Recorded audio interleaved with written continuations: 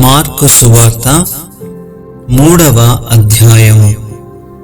సమాజ మందిరములో ఆయన మరలా ప్రవేశింపగా అక్కడ ఊచచెయ్యి గలవాడు ఒకడుండెను.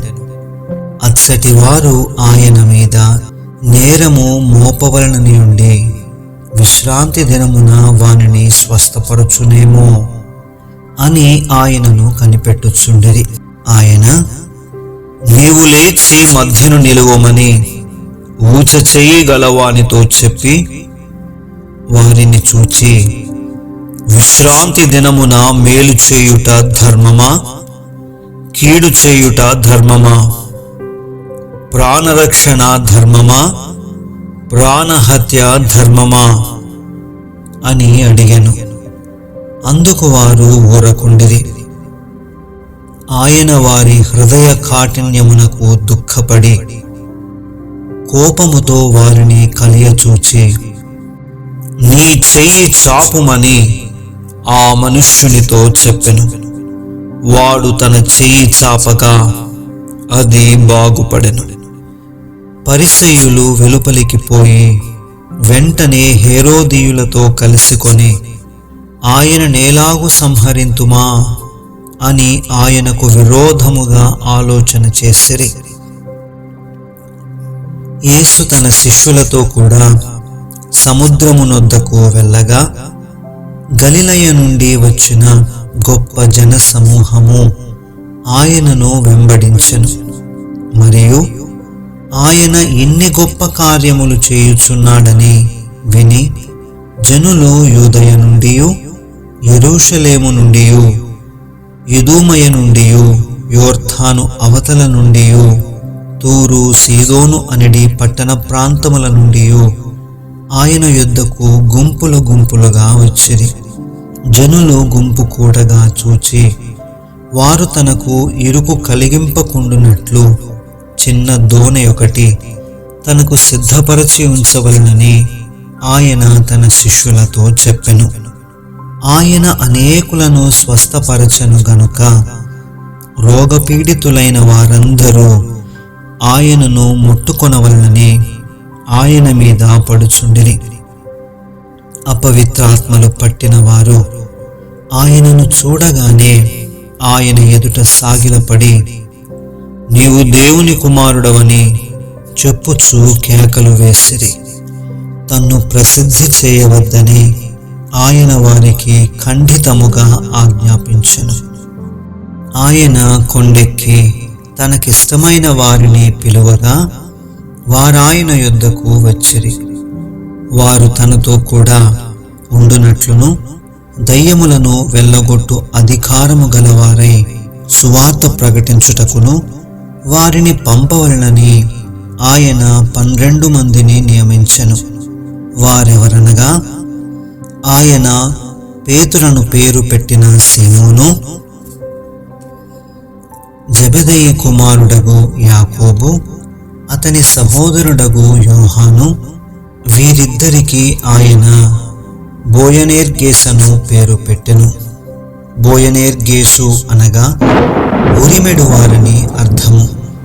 అంద్రెయ, ఫిలిప్పు, బర్తలోమయి, మత్తయి, తోమా, అల్ఫయి కుమారుడగు యాకోబు, తద్దయి, కనానీయుడైన సీమోను, ఆయనను అప్పగించిన ఇస్కరియోతు యూదా అనువారు. ఆయన ఇంటిలోనికి వచ్చినప్పుడు జనులు మరలా గుంపు కూడి వచ్చిరి గనుక భోజనము చేయుటకైనను వారికి వీలు లేకపోయెను.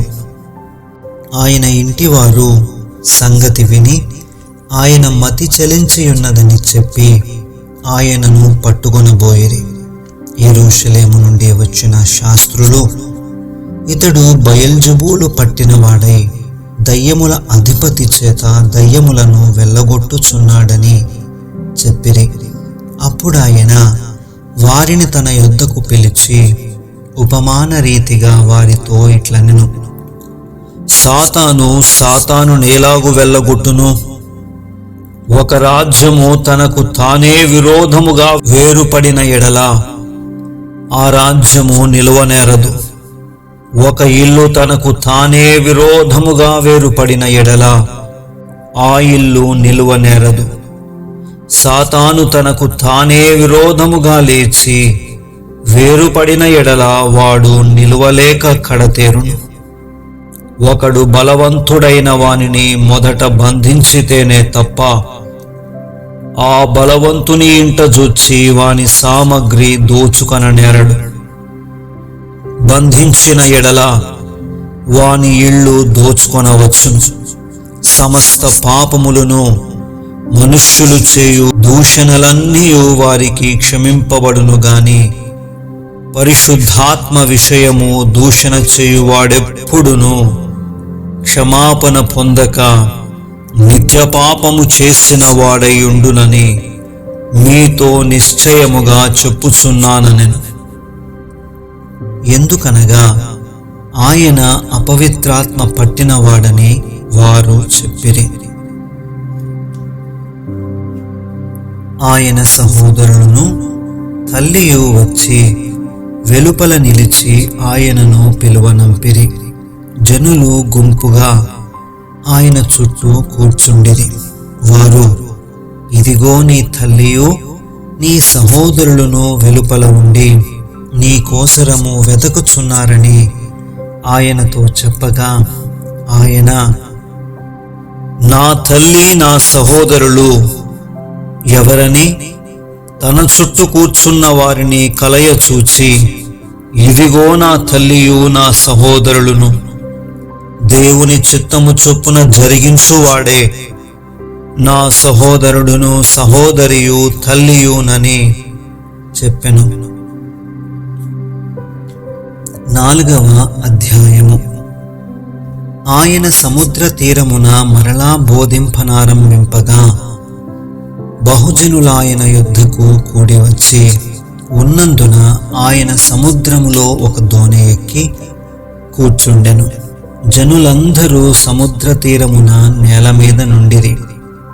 ఆయన ఉపమాన రీతిగా చాలా సంగతులు వారికి బోధించుచు తన బోధలో వారితో ఇట్లనెను.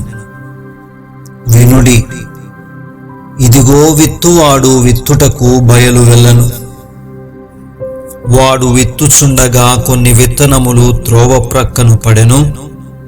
పక్షులు వచ్చి వాటిని మృంగివేశెను. కొన్ని చాలా మన్ను లేని రాతి నేలను పడెను. అక్కడ మన్ను లోతుగా ఉండనందున అవి వెంటనే మొలిచెను గాని సూర్యుడు ఉదయింపగానే అవి మాడి వేరులేనందున ఎండిపోయెను. కొన్ని ముండ్ల పొదలలో పడెను. ముండ్ల పొదలు ఎదిగి వాటిని అణచివేసెను గనుక అవి ఫలింపలేదు. కొన్ని మంచి నేలను పడెను. అవి మొలిచి పెరిగి పైరై 30దంతలుగాను 60దంతలుగాను 100ంతలుగాను ఫలించెను. వినుటకు చెవులు గలవాడు వినుగాక అని చెప్పెను.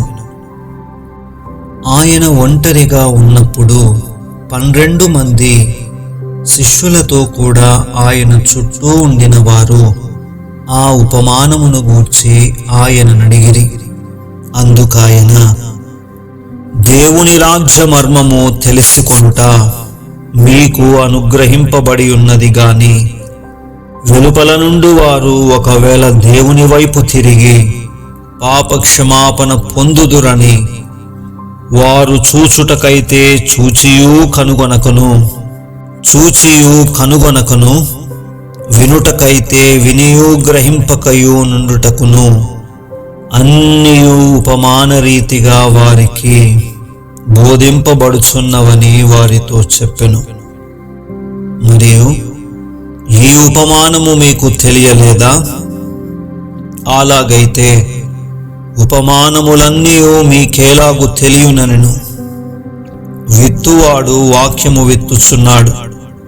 త్రోవ ప్రక్క నుండి వారెవరనగా వాక్యము వారిలో విత్తబడును గాని వారు వినిన వెంటనే సాతాను వచ్చి వారిలో విత్తబడిన వాక్యమెత్తుకొని పోవును. అటువలే రాతి నేలను విత్తబడిన వారెవరనగా వాక్యము విని సంతోషముగా అంగీకరించువారు.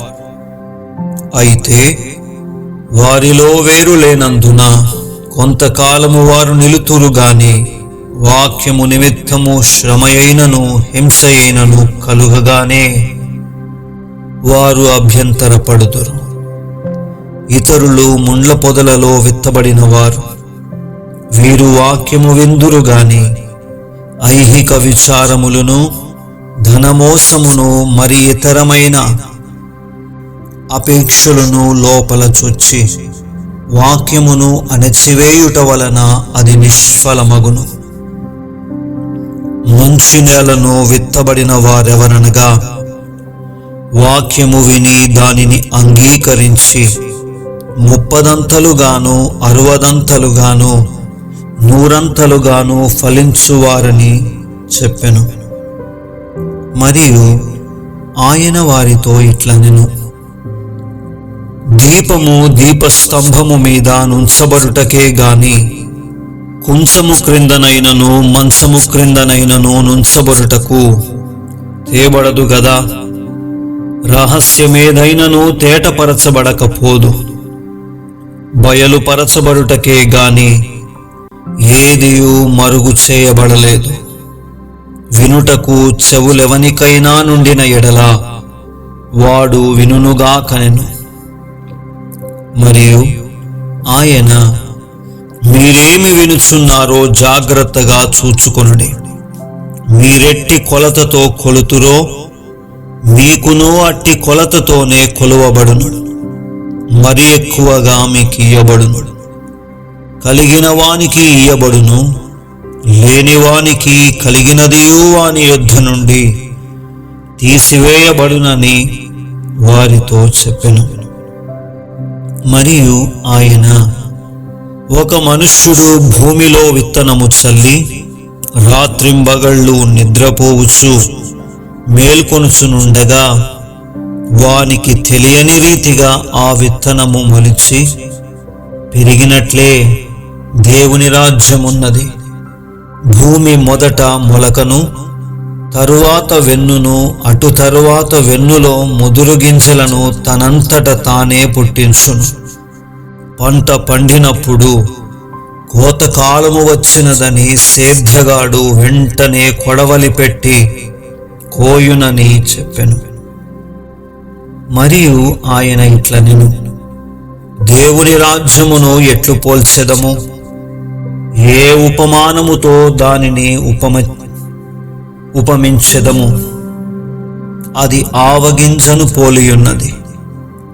ఆవగింజ భూమిలో విత్తబడినప్పుడు భూమి మీదనున్న విత్తనములన్నిటికంటే చిన్నదే గాని విత్తబడిన తరువాత అది మొలిచి ఎదిగి కూర మొక్కలన్నిటికంటే పెద్దదై గొప్ప కొమ్మలు వేయును గనుక ఆకాశ పక్షులు దాని నీడను నివసింపగలవనెను. ఆ దినమే సాయంకాలమైనప్పుడు ఆయన అద్దరికి పోవుదమని వారితో చెప్పగా వారు జనులను పంపివేసి ఆయనను ఉన్నపాటున చిన్న దోణిలో తీసుకొని పోయిరి. ఆయన వెంబడి మరికొన్ని దోణెలు వచ్చెను. అప్పుడు పెద్ద తుఫాను రేగి ఆయనయున్న దోణె మీద అలలు కొట్టినందున దోణె నిండిపోయెను. ఆయన దోణె అమరమున తలగడ మీద తలవాల్చుకొని నిద్రించుచుండెను. వారాయనను లేపి, బోధకుడా, మేము నశించిపోవచ్చున్నాం, నీకు చింత లేదా అని ఆయనతో అనిరి. అందుకాయన లేచి గాలిని గద్దించి నిశ్శబ్దమై ఊరకుండుమని సముద్రముతో చెప్పగా గాలి అణిగి మిక్కిలి నిమ్మలమాయెను. అప్పుడాయన, మీరెందుకు భయపడుచున్నారు? మీరింకను నమ్మిక లేకయున్నారా అని వారితో చెప్పెను. వారు మిక్కిలి భయపడి, ఈయన ఎవరో గాలియు సముద్రమును ఈయనకు లోబడుచున్నవని ఒకనితో ఒకడు చెప్పుకొనిరి.